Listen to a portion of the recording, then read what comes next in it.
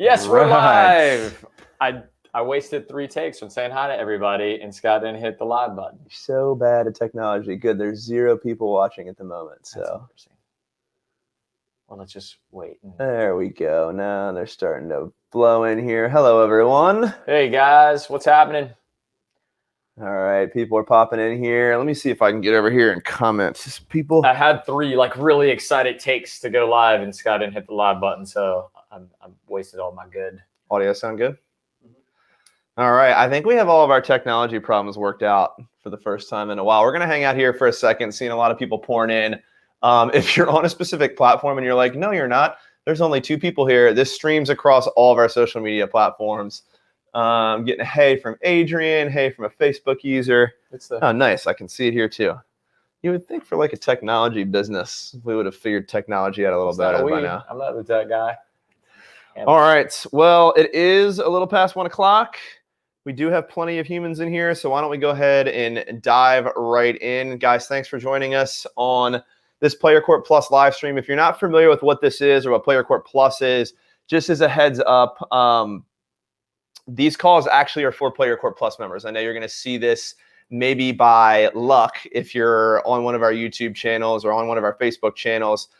Maybe you just got a notification that we're going live and you're in here, but what these are for our Plus members, which is the top level tier. These Plus members get unlimited access to every video course we've ever created, every video tip. Basically anything we ever do is magically unlocked for these Plus members. And we have these Q&A calls a couple times a week. And if you're in the Plus membership, you actually get a full list of when these things are happening instead of just a magical alert that we were live streaming. And for this one, you may have even gotten an alert a few days in advance because we were testing some software. But if you want to make sure you never miss one of these things, being a Plus member is the way to do it. And I think that's it. We're probably ready to dive right in.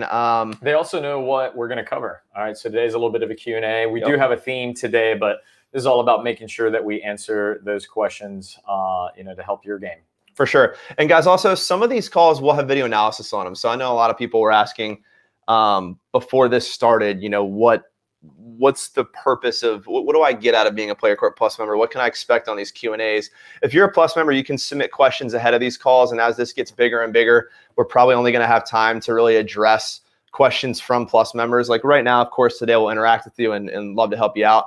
But if you want to submit a stroke of your video, if you want to submit questions ahead of these things and make sure that you're getting priority treatment, that's what PlayYourCourt Plus is all about. So if you're not a Plus member, definitely check that out.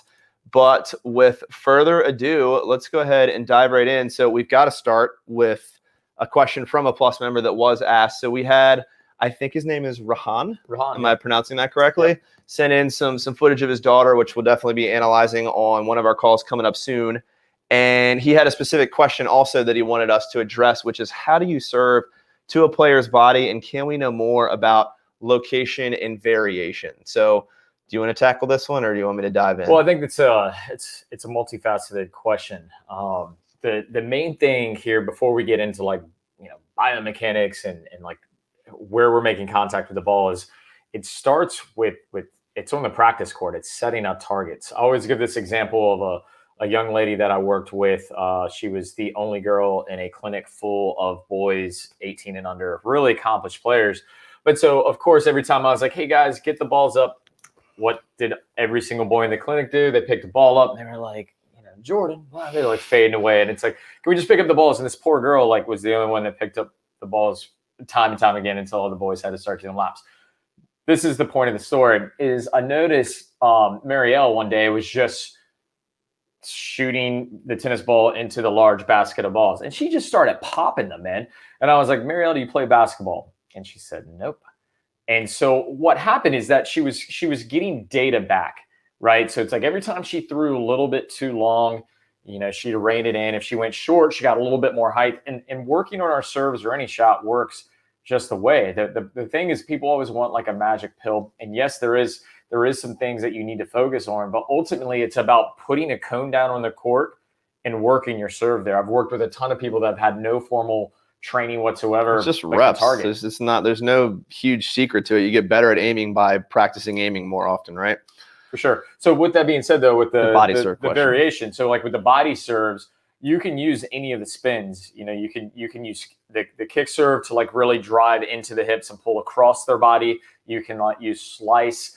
That's probably one of my favorites is working through body slice. is like, flat serve. It's the most underrated serve in tennis, man. Like everybody wants to hit the sexy ace up the tee or like trick their opponent by sliding the ball out wide. Yeah. But you'll see it at a high level of play. And I know when you're watching on TV, you're going to see maybe a bit more slicing out wide. But like in that like 4-5, 5-0, even 5-5 level, like if you can hit your serve big at the body, there's plenty of players that are comfortable reaching and making contact and really uncomfortable trying to get out of the way of the ball or blocking the ball back. So half the time we play doubles, and if you guys are doubles players, the body serve is the most valuable serve you're going to hit. For sure. We run signals, but I'm calling body 9 out of 10 times. I just keep calling signals because I want them to think that you know he's going to hit something other than just body. But if I blast a 115 at the guy's body and you're moving, it's tough to defend against. And in singles, it's the same thing. You're just setting up hopefully a really offensive ball in the middle of the court and serve +1. Hopefully you're taking control. So Rohan, as far as like the contact with the ball, especially like on the flat serve, you want to make sure you're getting into the court and you're staying flush with the ball, right? So with the ball, like if I'm working flat to the body, I definitely want to make sure that I'm at extension, right? Like as I'm pronating, I'm at extension and I'm making contact. You know, I'm not under the ball like you're in kick. I'm not getting on the side. I'm hitting it flush. All right. And this is important to know, guys. Like if you are hitting flat serves, unless you're like 6'4" or above, you're hitting up. Right. You're hitting up on the ball, even on the flat serve, right? Because you're still coming up to it there, right? You're never doing this. The serve is angular. It's not linear in nature. All right. But so I think that's where I would start. Your daughter is on that flat serve to the body, right? Because it's high percentage. You're not playing out towards the line and really working on staying flush with the ball, leaning into the court and get some cones out there. Let her practice that particular target and then get out there and work returns. Let her look and find your hips and try to rein those serves into the hips a little bit. It's all about the repetition, man, for sure. All right, cool. We've got a bunch of other people saying what's up. Adrian calls us the best duo on YouTube. I guess it's just because I'm part of it. Thanks, Adrian. Adrian, that's super cool, man. It's tough for me carrying Nate on my back all these years, but you know we're doing okay. Appreciate the nod. This guy. Oh, and she's from France. She, he. Yeah, Adrian, are you a he or she? I'm sorry. This is assuming? Pathetic. Adrian could be a boy boy or a duo. girl. Now we're unclear. Yeah. Adrian, you're awesome. All right, here's a question. Nice, clean audio and video. That makes us feel good after our last live stream having the exact opposite of that, so thank you. How to hit a flat forehand is the question. I would be happy to address this one given that the Eastern forehand makes it substantially easier. Mm-hmm. I think if you'll weapon me, the biggest difference is just path of your racket. So I'm going to stand up, and this may get a little bit weird here, but we're going to try it.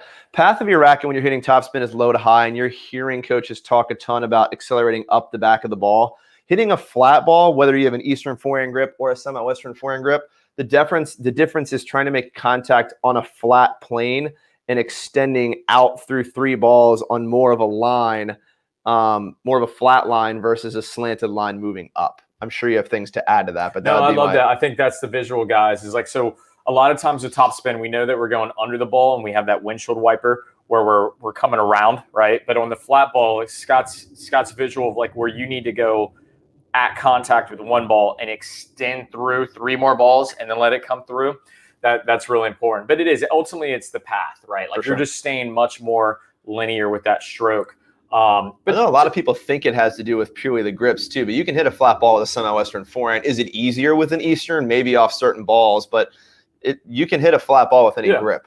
I've heard a lot of people be like, well, I can't hit a flat ball. I have a semi-Western forehand. Of course you can. Yeah, I can hit a flat ball, and I'm super semi-Western, bordering on Western, and it's just where I strike the ball. Of course, my ball is going to have more spin because of the grip, but it's still relatively flat. I'll answer this one because William is clearly in the community. He's asking about our rating system. So we actually just made a monster update to our rating system, I think yesterday morning. Yeah. Maybe the night before. We pushed it late at night because that's how the internet works. You can't give a whole bunch of data when there's a bunch of people on the site. But so bear with us. We're constantly working on that algorithm to make sure that your rating is as accurate as possible so that we can pair you with people that are more evenly matched to exactly what you've got going on. So You may see some weird shifts, particularly if you looked yesterday. You would notice weird what? Some weird shifts, shifts, weird shifts in position. Just making sure. I don't understand. You're going to see some weird. Now I'm uncomfortable saying the word shifts. You're going to see some weird changes in your rating, particularly if you looked in the last 48 hours, but it happened to everyone. So you're going to notice everyone's rating actually dropped a little bit. And using the historical data from the last year, they should be way more accurate in the sense that everybody around you is way closer to your skill level. So we are constantly working on that. Hats off to Keith, our lead web developer, very smart dude. That algorithm is basically, I hate to say this, but it's like kind of like UTR improved. Like we took a lot of the metrics from there. I don't know if you guys know this, but founders of UTR from Hampton Roads, we talked to those guys a little bit. And my old coach. Yeah. And so the rating system is, there's a lot more going on there than you think. So William, hopefully that helps. Can I jump in that and start a little firestorm here real quick? Of course. I'll be quick. Before you do, Roberto is saying, hey, from Costa Rica, maybe my favorite place on earth. Oh man, I was just in Tamarindo. That was the last place I was out of the States before the pandemic. My wife and I had our first trip in Tamarindo, and we were there in December. I love Costa Rica. Yeah, for those of you who don't know, Nate's a huge surfer, and I'm a mediocre surfer, so we like to spend a decent amount of time there. Roberto, if you can secure a court there, we would love to come do a live event for you that you pay for, so we can vacation in Costa Rica and surf, if that's something that interests you. I didn't know where that was Just going. kidding. What you got? Start your firestorm. Oh, no, I was just going to say, so with the ratings, a lot of times we get asked, like, why do something other than USTA, right? Because USTA is the major governing body. Why do something other than cabs? They get you across town so efficiently, Nate. Right, yeah. Cabs sucked, so that's why Uber existed. I'm not going to say USTA sucks, but there's room for improvement. It's a great organization, but the rating system is tough because what you often find is, we'll just use like a 4.0, for example. If someone is rated a 4.00001, right? Like now they're a 4.5 player, right? And that's a big margin when you start looking at a true 5.0 flat, like 4.5 flat or 4 just beyond that margin. The differences are too vast, right? And I think that's where UTR started coming in. It's much more towards the European model, to where there's an exact number. There's not this like round up, round down kind of variation. And because that's where we really made our algorithm, our model is what we wanted to embrace. The biggest difference too is it changes every day. So if you go out there, we'll use USTA as an example. If you go out there as a USTA 4.0 and you beat every 4.5, or maybe a better example is you self-rate as a 4.0 and you're actually a 3.5, there's no correction. Like you're just going to beat the bejesus out of people all season long. Right. You get 3 strikes. Right. So it's like for us, we take those results in real time and then put you, again, we surround you with players at your skill level. Along the same lines, Will Wright is saying you guys have the best tennis coaching videos online. I appreciate that a lot. Thanks, Will. How can I take advantage of PlayYourCourt while living in the UK? You can actually, depending on where you live. We get this question a lot. I'm gonna say this, and I hope I don't offend anybody. But so if you joined PlayYourCourt and there's not a lot of players in your area, ask yourself if there's a lot of humans in your area, because we can't ship tennis players to where you live. So if you're in a major metropolitan market in the US, in Australia, in the UK, in South Africa, or in Canada, you should have, no matter what your skill level is, I would guess at least 10 to 15 players within 15 miles of you. So UK is growing. Canada, UK is really growing fast. So that's sure. exciting. I mean, tons of members. So if you're in one of those bigger metropolitan areas, we're definitely open, and there's definitely people for you to play with. If not, maybe not. It's harder to get more tennis players in an area with less people. So not a whole lot we can do to solve that. If you live in a town of 5 people, JR Bautista is on here. What's up, JR? Yeah, what's going on, JR? What else we have here?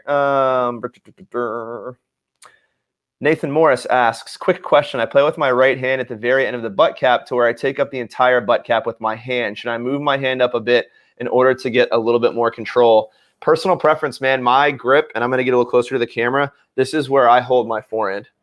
So the heel of my hand, well off my racket. You can see it maybe better from this angle. It sits squarely in my hand. If you're not feeling flimsy with that racket, it's totally okay. Not only is it okay, if you like it, I do it. So yeah, I am always a big fan of leaving your hand off the racket to some degree. You can probably see. I like the stability. Like if it's in the heel of my hand, I feel actually more stable. Well, that, and it's the spin potential, like your ability to. Can I see your record real quick? If you must, don't get your cooties on. I'm gonna put on a new grip for this.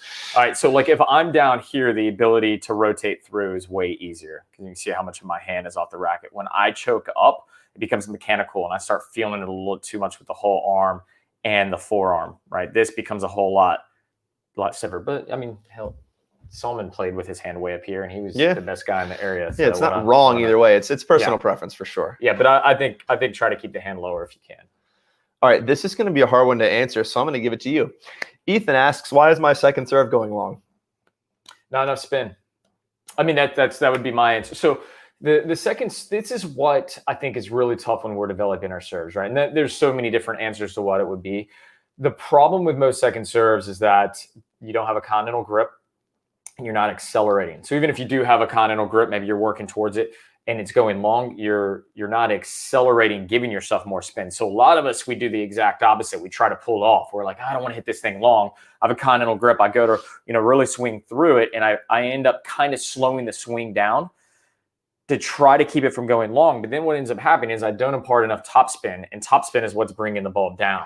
I'm going to interrupt you and introduce another question that plays into exactly what you're talking about and let you keep going. So I think it's very on par. Who's the question from? From Alok, I think. A-L-O-K. I'm sorry if I pronounce your name wrong. People call me Scoot. Don't take it personally. Second serve issue, going to the net or going long. How can we consistently hit our second serve landing 1 foot behind the service line? I think the path you were on talking about spin, plays a huge role into that exact you've topic. Got to accelerate on your second serve. Like it's the more advanced you get, like that's why there's the saying is like you can tell how good a player is by just looking at their second serve, or you're only as good as your second serve. And I think that's something us men are really guilty of. It's like we come out and try to hit a 100 mile per hour serve, and then it's like we make sure we get the second serve in. And what we want is acceleration across the board. So if Scott or I are serving, we're not decelerating ever. We're swinging just as fast on a second serve as we are on a first serve. Just different purpose. Just have more spin, whether it be top spin or slice, right? Like that's the goal, guys. That's hard to I think grasp for a lot of rec level players too. Like every time I teach this, people are blown away. They're like, well, if my second serve is half the speed as my first serve, surely my racket head speed should be half the speed. No, like if you think about your flat serve, you're swinging, you're rotating that wrist and hitting the ball flat, flush with the back of the ball, which is why it's called a flat serve. The difference is I'm going to take that same racket head speed for a slice serve and come more around the outside of the ball, or for a kick serve more up the back. But I'm not going to slow my racket head down. That spin is what's going to keep the ball in. So, and that's a lot of times it's the difference in the levels. We have an academy member, Mike, great dude. He came down as the #1 player in Florida, #40 player in Florida. And we talked about like what it took to get what it was going to take to get to 4-5. That was his goal. And he's got a great serve, but the second serve was vulnerable. And at 4-5, like if your serve is vulnerable, people are ripping on it. Like they're immediately on offense. And that's it. It's like, okay, we got to get some spin to make sure you're at least starting at neutral. His serve has gotten good enough now where he's getting some offense from that second serve. Yeah, for sure. I mean, that's the goal even at the highest level, is to start every point at least neutral. So if you're not taking a full cut at your second serve, it's going to be hard to get there. What's your favorite drink at the Nest? That's easy. It's very clearly a bourbon and Coke. So Ian Westerman, for those of you who don't know, runs Essential Tennis, really good buddy of ours. We only misbehave one time a year, but it's in Indian Wells at the Nest. So when the BNP Pariba Open comes back, if you want to hang out with Nate and I, you can almost be guaranteed that whatever that first Saturday is of the tournament, we'll be at the Nest. So will Ian. So if you want to hang out. Does anyone want to hear a good story from the Nest? Just type yes if you want to hear a 30-second story from the Nest. While you're typing yes, because we're on a delay here, I'm going to answer one last question. So Adrian asks, my dream is to play Division I college tennis. I'm 15 years old. What are your top tips to manage this project? This is kind of our specialty, right? Like how many Division I college scholarships are you responsible for? Dozens? A few. Okay.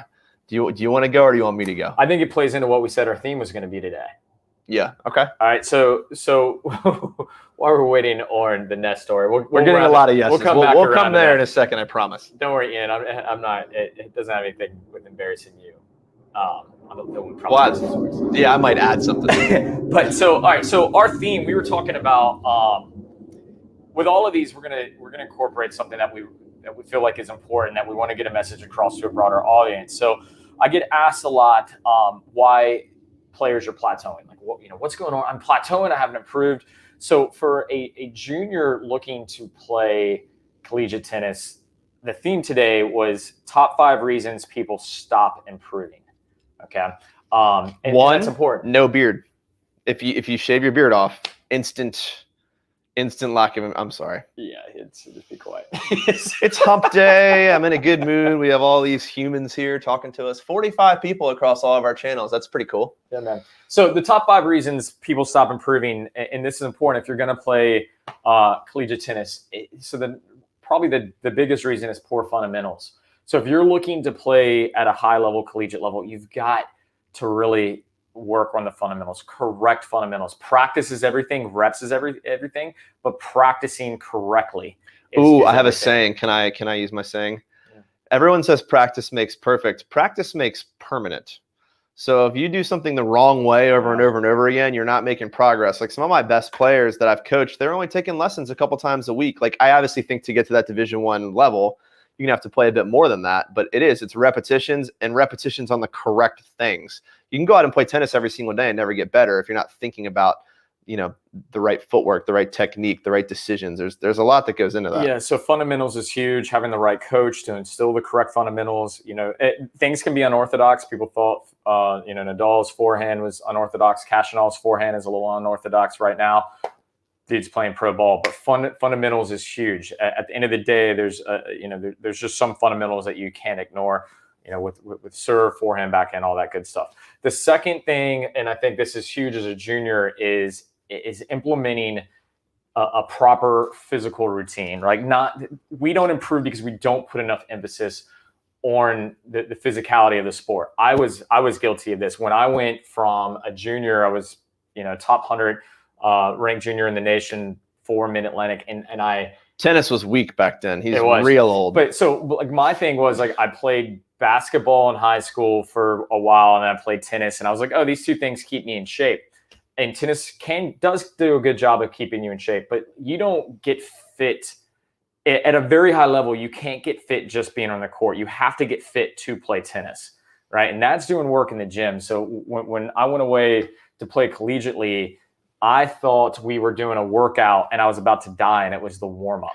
I was like, oh, we still have this whole workout, and it changed my game. It changed the trajectory of it. Like, especially in today's game, grinding, right? Yep. Like if you're going to have the ability to hit, 8, 10 balls. Too. I mean, the physical aspect is massive. You'll like this. I mean, you remember. So I'm currently 205 pounds and 6'3". When I graduated high school, I was also 6'3", but 135 pounds. And that's because I had never touched I had never figured that pattern out, and that was what held me back. Like I got to college in my freshman year, I just got trashed on by all these guys that had been training in the gym, and mostly were from other countries. But yeah, I mean, that was the biggest difference. Like freshman year to sophomore year, I put on, I think, 45 pounds of good muscle. My flexibility somehow simultaneously improved. But yeah, it's like all those things you work on, strength training, flexibility, those things are all huge. Are you going to go through all 5? Or I'm just going to knock out the next couple real quick. So the next one is practice, right? Like you have to have reps. Like if you're looking to play collegiately, if you're looking to jump from like a 3.5 to a 4.5, you need to be on court a lot. At least 3 times a day, 5 times a day. At least 3 times a day would be optimal. 5 times a week at minimum. A lot of my kids that have gone on with collegiate scholarships, they're on the court at least 6 days a week. And it's not how long they practice. It's about the intensity of the practice. The next one, I know the most important. I want to make sure I'm not forgetting one. The next one is not growth minded. You're stuck in your ways. This is how I win. This is how you win at one level. Take 2 steps forward. Yeah, it has to be growth minded. I can't be afraid of outcomes. I have to be willing to go. I'm here to grow, and I'm Coach said that I really need to work on hitting through the ball. I'm going to make sure that I'm really getting the follow through. This is my emphasis for today, and not worrying about trying not to lose and pushing. The last and most important one, the one that means absolutely everything. Ian from Essential will appreciate this. He's going through it now. Is people don't improve because the biggest plateau is that they don't put enough emphasis on competitive match play. Yep. Their competitive threshold is limited. Remember, competing is a huge tool. right? There's guys that play at a 5.0 level that if you looked at their strokes, their fundamentals are sound, their timing are good, but the strokes just don't look all that great. But man, their ability to compete, their game, like they're being a gamer, that's all massive. So the gentleman that asked about being a collegiate level player, you need to play one match at least a week. At least 2 or 3 it's is just like really anything else. It's just like technique. If you never practice your forehand technique would be bad. If you never practice your matches, your match play is going to be bad, right? I mean, and match play is the results the coaches look for to determine whether or not you're going to show up on their D1 college tennis team or not. So there are an awful lot of people here that said they want to hear this Ness story. And Ian also said he wants us to embarrass him. So the question I have for you is, does your story involve any pro tennis players' names? Yes. If so, I don't know if we can do that here or not. I don't. Well, maybe we don't say their names. We just say suggestions. Perfect. We'll just imply, and if you can get there on your own, great. But we're not going to tell you. Yeah. So so the Nest is notorious. If players get eliminated, they come out to the Nest. If you lose, you're blowing it up at the Nest. That's what's happening. Like, so in BNP Paribas, if you want to hang out with tennis players that are in a bad mood, that's the bar. And so Indian Wells is special, especially the Nest, because you have a certain like demographic, a lot of retirees, and the ratio of men to women, it's like 90-10. It's like mostly women, right? Older women. If you guys have seen Star Wars too, it's like the bar from Star Wars. Like, there's everyone from like age 18, who definitely is not supposed to be there at all, to like age 88. And like, now you just got the Nest in trouble with your. It's awesome though. I mean, not the 18 portion. It's dancing. It's all this good time. It's great. So actually, the last time we were there, we were filming with Essential the night before we were supposed to get on court.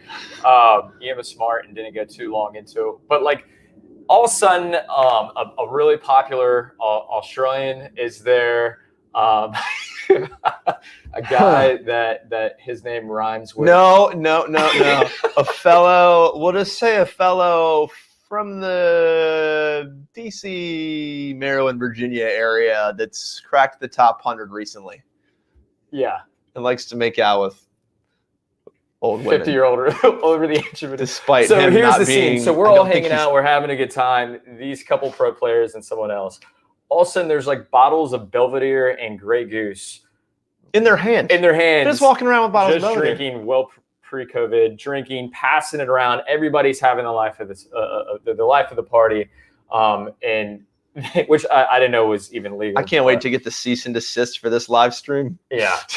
And then one of them decided to just to randomly go in and make out with someone that was at least 5 times their age. It was bizarre. Ian, I don't have any embarrassing scooper. Ian was a good time, but he didn't. I do. I got you in singles after at least 75 shots of tequila the night before. That's mine. But he had like 73 though. So Ian right now is planning the rematch. Yeah, I know. All right. We got a bunch of stuff stacking up in here. Let's see here. Christian wants to know, what kind of rackets do you recommend to someone who plays the forehand with lots of topspin, but with an ugly flat backhand? That's kind of like you. Maybe you are equipped to answer that question. I'm having to play with a one-hander right now. That's true. So if you haven't checked out the Wilson Clash, it's extremely if you can't tell, we're kind of enjoy Wilson. But the Clash is like, it's the #1 selling racket in the market right now, and for good reason. It's got a ton of flex, so it produces a ton of spin. The power is good, but it's really about where you're hitting the ball. So it's not going to change things on the flat ball if that's what you want to hit, but it does impart a ton of spin. I'm really excited about this new Pro Staff. Yeah. I mean, it hasn't gotten in my hands yet, but I that grew old up school playing, feels so cool. Yeah, I grew up playing with the old 88 and then later on the 6.1 Classic all through college and whatnot. So the throwback to that is really special. So I'm looking forward to giving that a try. For sure. I'll just point this out too. I would assume everybody that's on this live stream is already in the Play Your Court community. Go in the deals and discounts section. Like, I know a lot of people think like, oh, you just created all these deals and discounts. Like, what Nate and I did is we took all the stuff that we use and we reached out to the company. And we're like, hey, we have hundreds of thousands of tennis players that listen to us and watch our content and play inside of our community. We want them to play with the same stuff. We want them to get deals on it. So like, if you go inside that deals and discounts section, there's hookups on Wilson, which, obviously we both play with Wilson sticks. Yeah. So we believe They're the best market or the best racket on the market. If you need like a Theragun, I don't know if anybody even knows what that means, but so like we're old and our bodies hurt after we play tennis and before we play tennis. So these massage guns, we use them. That's why they're in the deals and discounts section. I had somebody message CS and being like, why do you guys sell massage guns? And it's like, because that's what we use. So we reached out. Cramps away is something that's in my bag. I had a question here. Could Scott do a bag check video? All that's in there is my Wilson rackets, my Wilson hat, my Wilson armband, a Theragun, or a Hyper Ice. Like I use both, which is why they're both in there. And then there's this goo called Cramps Away, where if you feel cramps setting in, you just eat this goo and they go away. So that's what's in my bag. Maybe a change of clothes because I sweat a lot. Sure. What else do we have here? How do you achieve more racket head speed? Not it. Quick twitch. Just kidding. Right. So here's the thing. When we start young and we start working through the game, we have the ability to develop quick muscle twitch, right? And some people are just naturally have it. Some people don't, right? But quick muscle twitch is the ability to really, work through and just drive, keeping the arm really, really loose. Because what we want to think about is like the arm is a conduit for a power, right? Like we're transferring power through the conduit, and we can't do that if this is staying like really tight and really firm. But for those that are looking to create more topspin, more pace, the kinetic chain starts from the ground up. We're working from the legs, and as we push through the ground, we create this energy, and we want to deliver that through the hips. All right, and the hip is going to lead the hitting arm. And when that comes through, we really want the arm having to catch up to this energy and working through. But it doesn't work if we're tight and rigid. We're putting out a video for Peter Freeman for TennisCon. TennisCon, yeah. It's about how to hit the heavy forehand, and we're going to go through this. I think we went through like a 4 or 5 step method, but that's huge because when you develop this, it's a game changer, right? You can have a mediocre backhand but have a big old heavy forehand and be really successful. Yeah, you can hide behind it. I know this dude named Nate that does exactly that. It's super bizarre.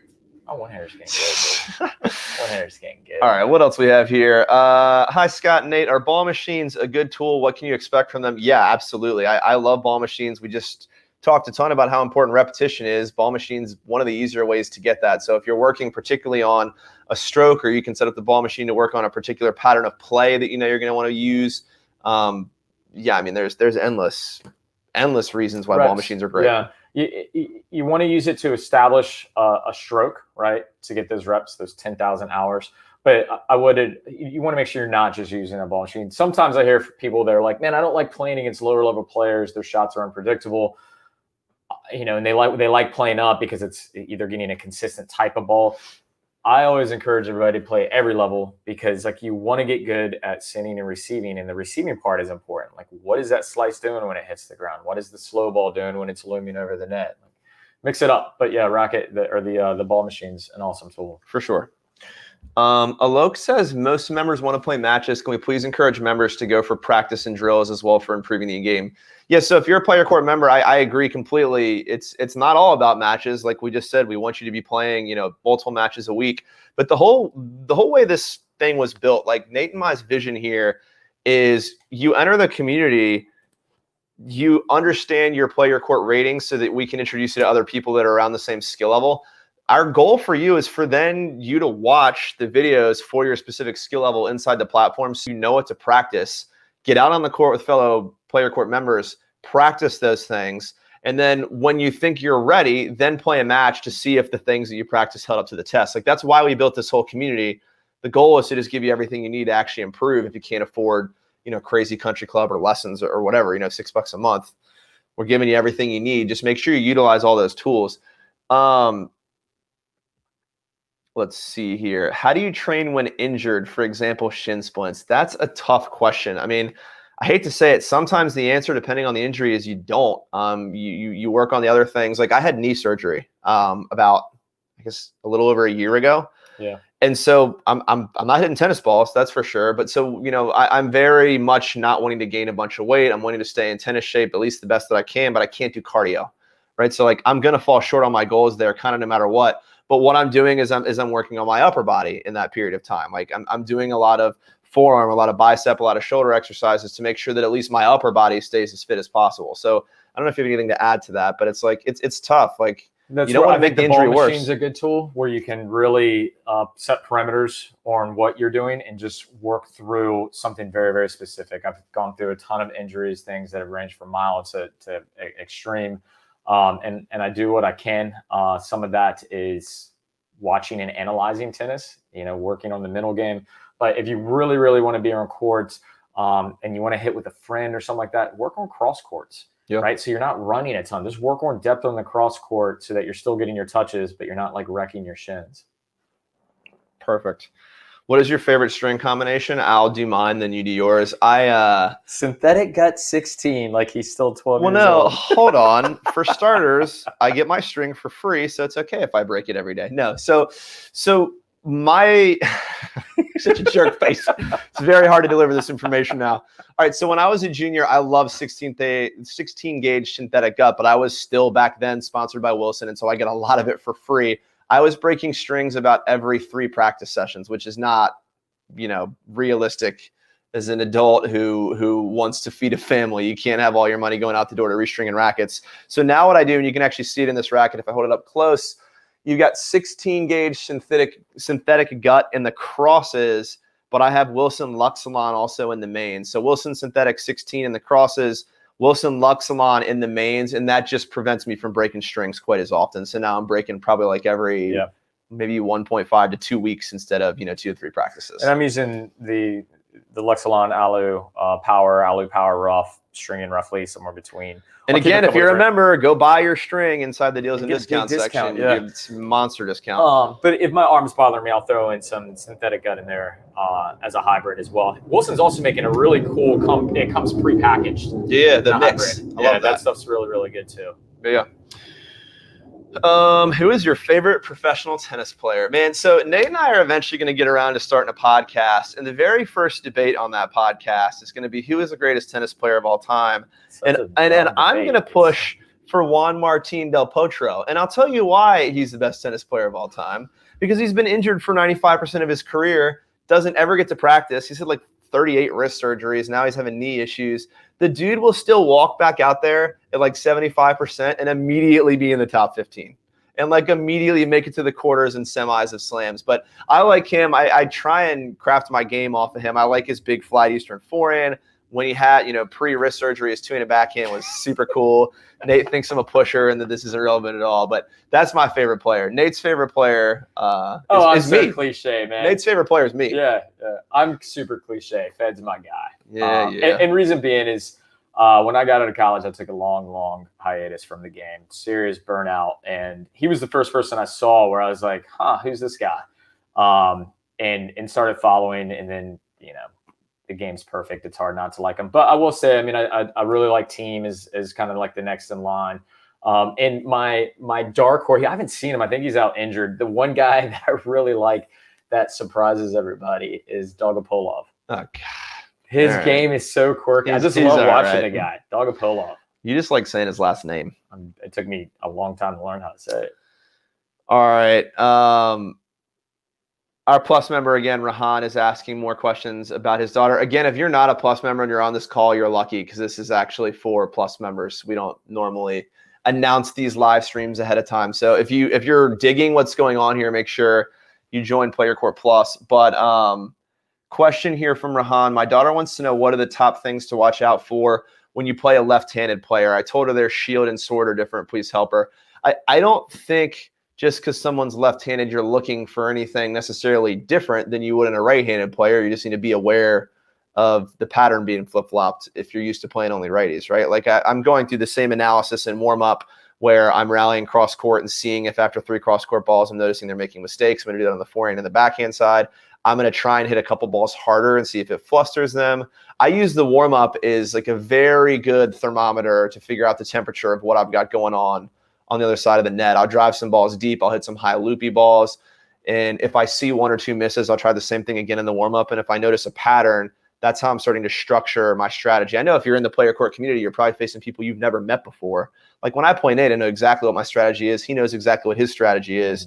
But if you're playing a stranger, you know, my honest answer here is just use that warm up to identify weaknesses. I will say, and for me, so like I know where I want to play from, and I want to be left of center and hitting inside out forehands. Because his backhand sucks.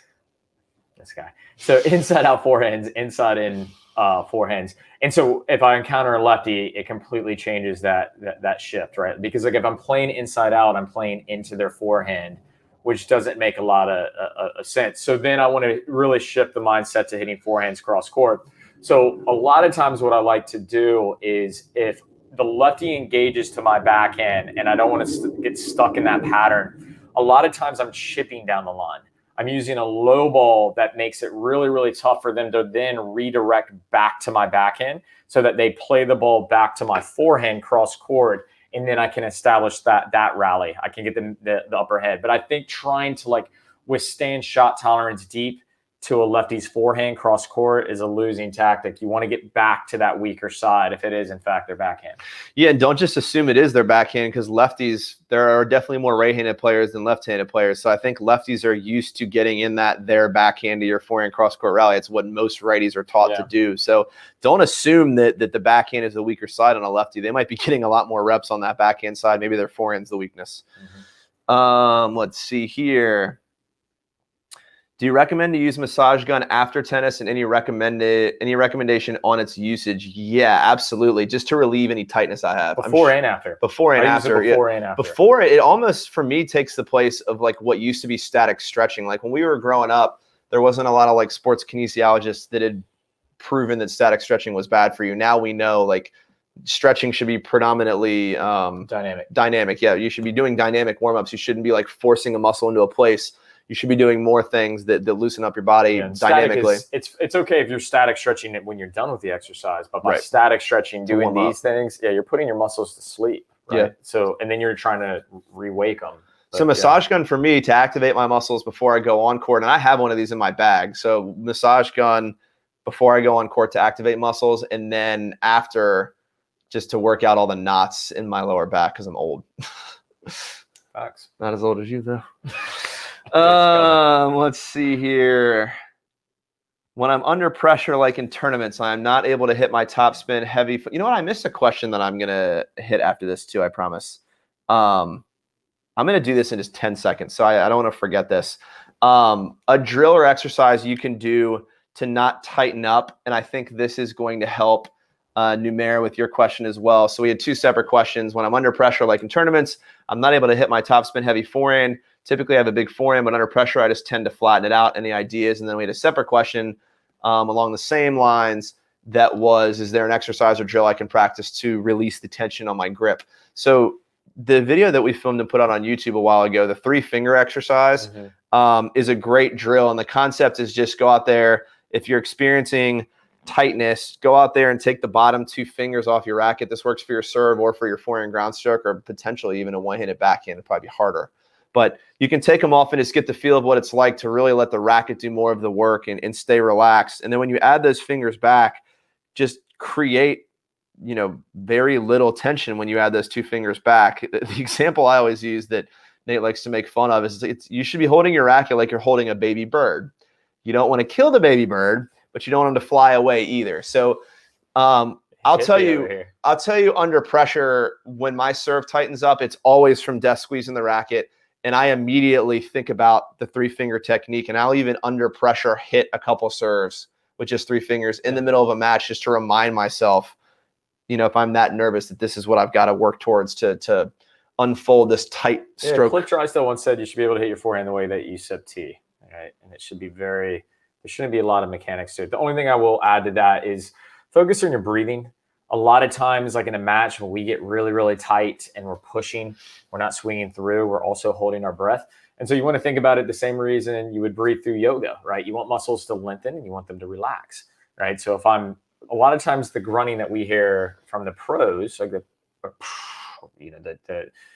some of the louder variations, it's a timing mechanism, but it's also releasing tension, all right? So there's a reason for that. So focus on the breath, exhaling at contact. or just before contact. For sure. And then I'll go one step further. When I'm under pressure, like in tournaments, and I'm not able to hit my heavy topspin forehand, I typically have a big forehand, but under pressure, I just tend to flatten it out. My guess, and I would really need to see your strokes on camera or in person to know this for sure, but my guess is if you're getting tight, you're not able to generate that loose topspin, and you're just maybe slapping at the ball with that tight grip. So my guess is that relaxing the grip would fix that issue. It's kind of the same ballpark, same thing. For sure. The Saber Strings works to produce more spin, ? Saber Strings. That was the question? Saber Strings. So that's from Roberto in Costa Rica. He's Roberto, asking. I'm not familiar with Saber Strings. Yeah, I think he's probably talking about the little things like the Brit uses that you put in and they prevent your strings from breaking. To my knowledge, if that is what you're talking about, to my knowledge, they don't impact the way you hit the ball at all. They just prevent your strings from breaking sooner. Or Stringlings or string savers. Yeah. Remember the little tool? Yeah. Roberto, comment down below and let us know exactly if that answers your question or not, or if that's what we're talking about. Juice Torres says, any tips? I'm a beginner. Yeah, join the Play Your Court community if you're not already in there. Watch Nate and I on camera every single day and get paired up with a whole bunch of other buddies to play tennis with, and you won't be a beginner in like 2 weeks. It's $6 a month. I'm not going to make any money off this dude. I just want to. He's a beginner. That's my tip is don't be a beginner. Get out there and put your reps in with. And yeah, I mean, that's at the end of the day, it's a sitting receiving sport. Get out there, man. Like get out there and enjoy just hitting the ball and work through the instruction, whether it's from us or, Ian or anybody else. Like, there's a lot that can be learned. Before I ever had access to a coach or anything else, I was watching VHS rewinds of matches and like just getting out and practicing with my twin brother and trying to copy, what Agassi was doing. And there's some growth that can happen from that. But now with YouTube and all the other networks and our platform, there's plenty of content that will help you along your way. It's good to have you in the game, man. You just finally told the internet you have a twin brother. They are not identical twins. I know what you're thinking. Like, is that really Nate Bowling or is it his evil twin? His brother's name is Ian. He's a super nice guy, but they look nothing alike. So no benefit to Play Your Court at all. We're stuck with just Nate Bowling. Can't get a Nate Bowling backup.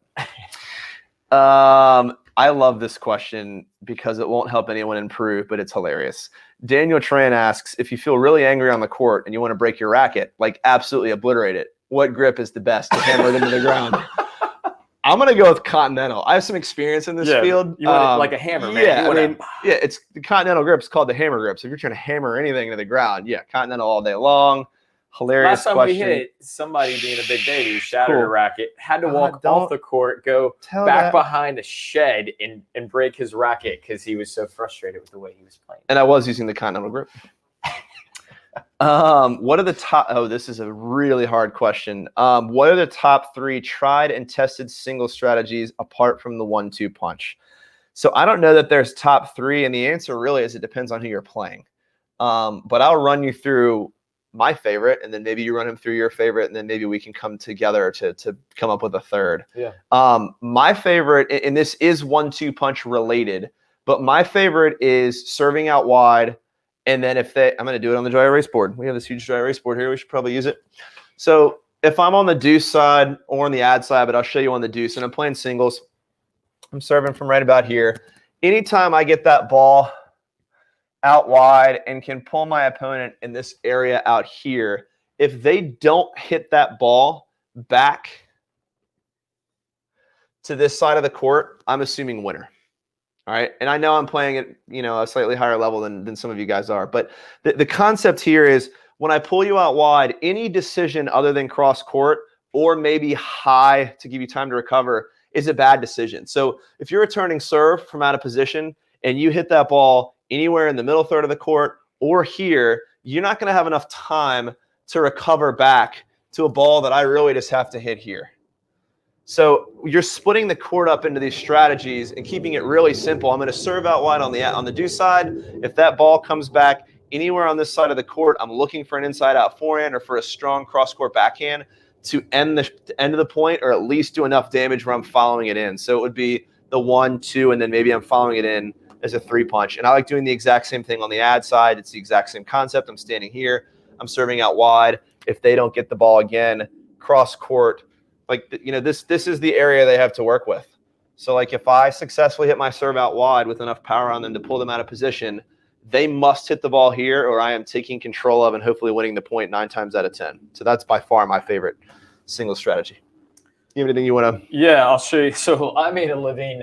I don't know what that means particularly, but I all through juniors in college, I grew up on a clay court, and I mean, I played on a hard court, obviously, but definitely played a lot on clay. So a pattern that I really loved, and I still run all the time when we play, it's kind of my go-to pattern, is I've got a pretty heavy forehand.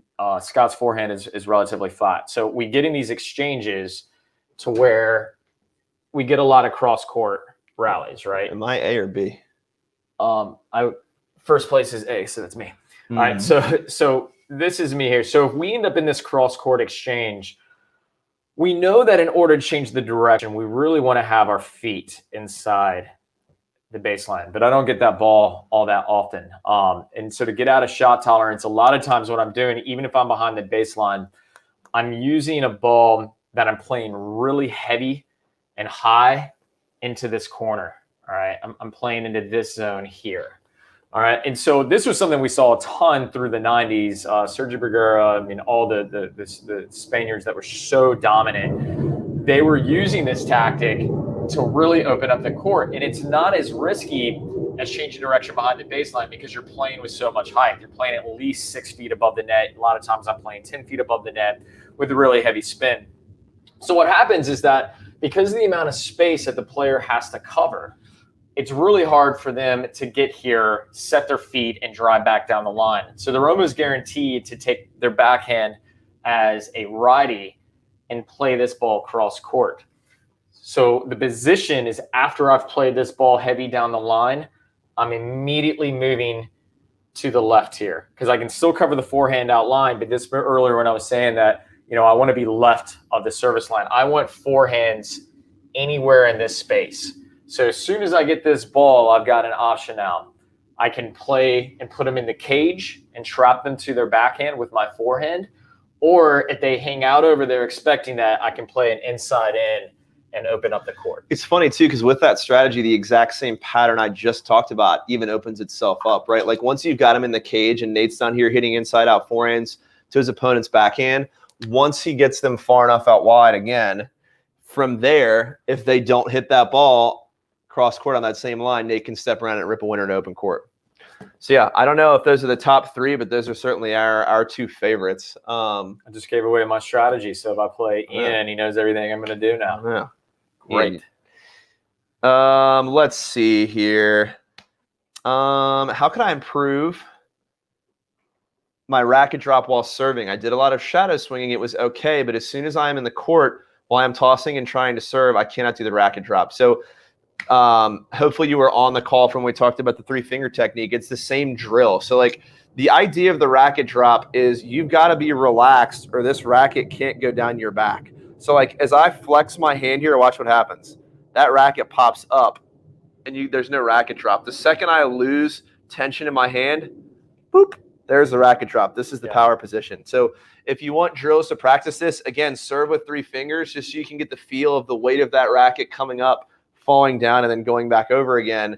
But the secret is just relax your grip. The other one, because waiter's tray is if you have a continental grip, I guess we need to preface it all starts with a continental. The other one that we run into a lot, we talk about the racket drop a ton because it's the #1 serve killer as far as power goes, where they're just not getting enough racket drop. So you can practice like starting here. I should get in the right grip when I'm doing this. Went from here, like work on accelerating up so you get that feel because it's more of a lasso, right? Like I said, the serve is angular, but this is waiter's tray, right? Like the reason it's called that is the strings are up. You could rest drinks here. That's the #1 power killer for the serve. For sure. So what some players do with the continental is when they get through here, they turn their hand. And it's important that you're cognizant of that as well, that you're not shifting the wrist, right? So when you get through this phase, you're really powering up with this your pectoral driving from the ground, and that has the racket drop. All right, so maybe focus on that as well. Make sure your wrist isn't flipping. All right, we're running low on time here. We've got to wrap this up in a couple minutes. We'll take a few more questions. Again, if you want to make sure your questions are always prioritized, that's what Player Court Plus is all about. If you're not a Plus member and you're on this call, you're welcome, because this is a paid training normally. So if you like this, make sure you join Plus. Rahan says, thank you, Nate and Scott, for the amazing inputs. You're welcome. And we're going to hit that video analysis. If you look in your dashboard, you'll see the schedule of events there. That next live video analysis call, I can't remember when we're doing it off the top of our head, but you're welcome, Rahan. We'll definitely hit the video analysis for sure. What do you think? One or two more here? Yeah, why not? There's a lot to choose from. Our good friend Anthony says, I'm used to playing baseball, so when I return a shot, it always ends up getting too much air when holding the racket with both hands. How do I fix this? What's going on, Anthony? Yeah, this is one of our best friends just messing with us. I'll teach you on the weekends. That's how. You should stick to baseball, cuz. That's right. This is actually a question that I know you can answer. So have you encountered shoulder and wrist pain due to using heavy, firmer rackets? Do you just rest it out or change rackets? Okay, $1 million question, right? So yeah. I've got a torn rotator cuff labrum. I've got a torn TFCC, ECU. I've had so many problems. And the rotator cuff was overused. The wrist was a fall, because that's what happens when you get older, you fall, I guess. But so here's my thought with it is there's a couple different things that can happen. So it can simply be overuse. Or it could be, tennis elbow. There's a bunch of different things. You could be tight through your upper back. But typically when we see things in the shoulder or wrist, a lot of times it's because of technique. There's something that's happening through the stroke. Maybe it's late contact. Maybe you're trying to force your wrist over. But as far as a heavy racket or a light racket, I'll just tell you the school of thought as far as like tendonitis that we get with tennis elbow or even in the shoulder or the wrist is you can play with too light of a racket. And if it's too light, what ends up happening is you're getting vibration, right? And that's going to cause overuse issues. If you're playing too heavy with a racket and you're not staying super loose and you're trying to wield like a battle axe, that can cause tendonitis, right? So it's always going to be a fine line. One of the things I've recently started doing to help me with the injuries is I've built my grip way up, and that way I'm forced to like hold it much looser. I hope I don't have technical issues or whatever else. Mine is like typically overuse, and it also helps with the impact, the shock for sure. Right, but yeah, form is everything, especially that shoulder.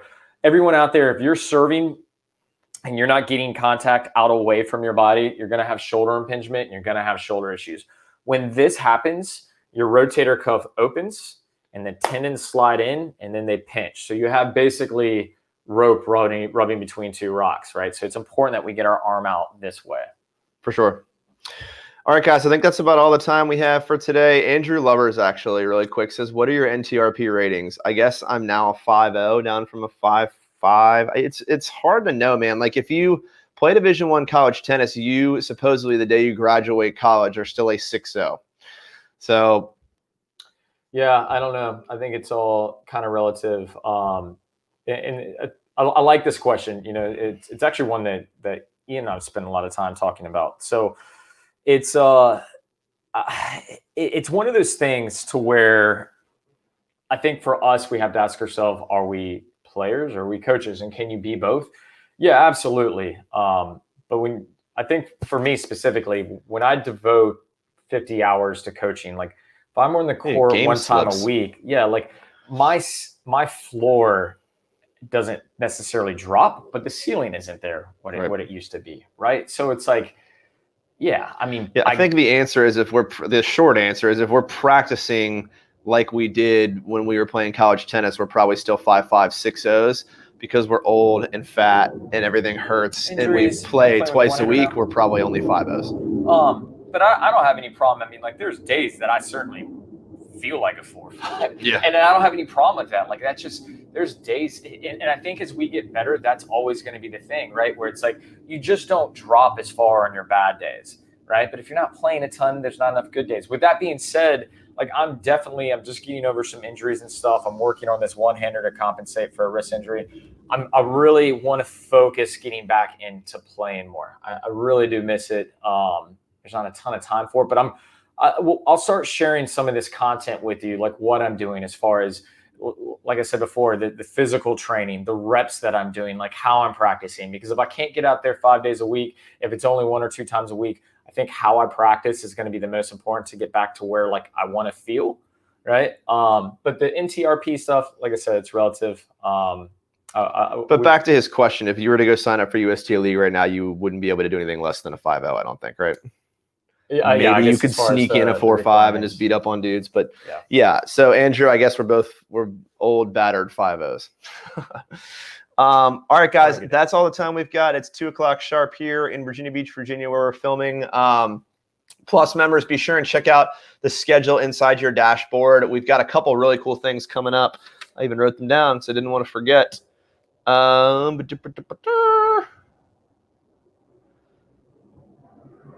So yeah, there's going to be a live training on specifically single strategy, the 3 biggest mistakes we see players make that keep their singles game at a certain level. We've got a live training on that coming up. We've got a lot more Q&As, and we've also got one of those Q&As is going to be video analysis, and I think we probably have room for maybe 3, maybe even 4 more strokes. So if you want us to analyze your stuff, plus members, make sure you go inside your dashboard, and there's instructions for how to submit your video. And you'll get it up here on the screen, and we'll critique it for you on one of these next plus just calls. Use your phone, guys. Like I know I've been getting some questions. Like there's a lot of really cheap devices that you can get through Amazon and 1,000 other places. On court, off court, one of our partners has a really cool hook that goes over the fence. I think it's like $40. I bought that. I do analysis with a lot of my students that I'm working with. And, just use your phone, send it in. It's super easy. It doesn't have to be long. 10 seconds gives us the information that we know. Yeah, and it's just an email address. You'll see it in there when you log into your Plus dashboard. There's instructions. It tells you the email address to send it to. You can literally just film it with your phone and then go into the photos section and press send. And then you can just send it as an email right over to Nate, and we'll get it all ready for our next video analysis call. So check that live schedule. Make sure if you want your video analyzed, submit that sooner than later, obviously. As we get closer to that date, those start to fill up. But appreciate you guys being inside the Play Your Court community, being a Plus member. Guys. Yeah. We'll look forward to seeing you guys again soon, sometime next week. See you guys. Take care, everybody. See you soon.